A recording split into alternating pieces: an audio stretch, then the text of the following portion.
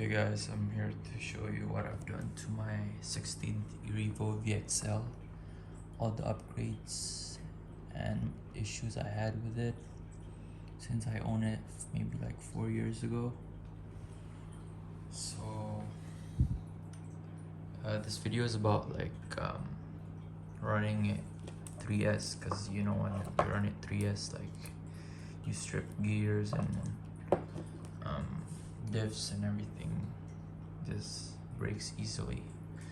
So before I ran these two batteries from Turnigy, the 2S and this is a 3S, but these are old. It still works, but starting to go bad.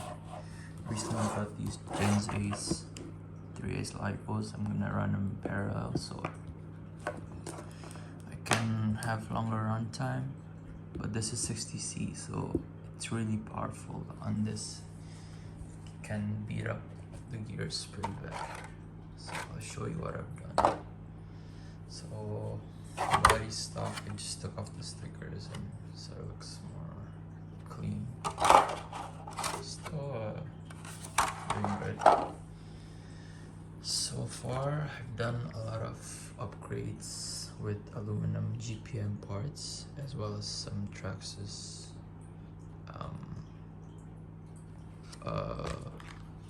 parts, as well as RPM.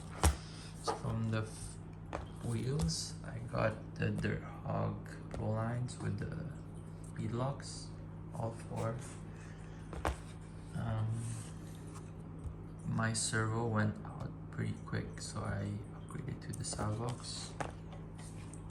We got the RPM arms up, the front, top, bottom, as well as the back. It's all black. And then we got the GPM shocks with the springs. There are three different springs. I forgot which ones, the softest and the stiffest, but I put the black ones on. The shock tower in the top, the push rods, the toe links and steering links, as well as in the back. And then the bottom, I got the front skid plate as well as the back skid plate. Helps a lot with hitting stuff and not flexing too much on the plastic. And then we got the heat sink. It helps a little bit, but it still gets pretty hot. So the thing is, when you're running 3S, even on 2S, if it's a hot day, it's gonna be pretty hot, so it might the ESC will blink really fast red, and it will be at your temperature where you should stop revving it. So because of the 3S, I run the 23 optional pinion instead of the 28, I think, that comes with it stock. It comes with the 23 for the high-speed gearing, but it's to gear down when you're on the 3S. It's good, so it keeps the temp down, as well as better run time, so you can run it longer. So I mean, I just have this adapter for the XT60 because I don't have Traxxas batteries. Other than that, the top is pretty stock. For the driveline, I have the Traxxas CVDs from back, as well as the one in the middle, and that goes from the transmission to the front, and as well as the transmission to the back. Those are Traxxas. For stripping gears, I've went through so many diffs, especially in the back, So the solution was to get an aluminum diff housing, because it keeps flexing and then the mesh gets messed up, especially if you're on 3S.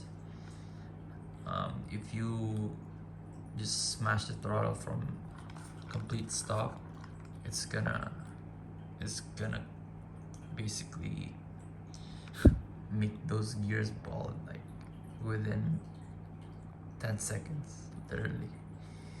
So I know that hot racing makes like these diff housings, but they're pretty expensive. So I got this like Chinese brand from AliExpress, and they're pretty good actually. They've been doing the job, and yeah. So I went through like maybe 4 or 5 diff ring and pinions, especially in the back.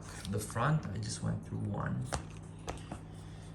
And make sure, well, you don't have to, but it's highly recommended you get a center diff to let the load off the diffs as well as the transmission, because the transmission is mostly plastic gears, and I went through 2 already, especially with the 60C3S.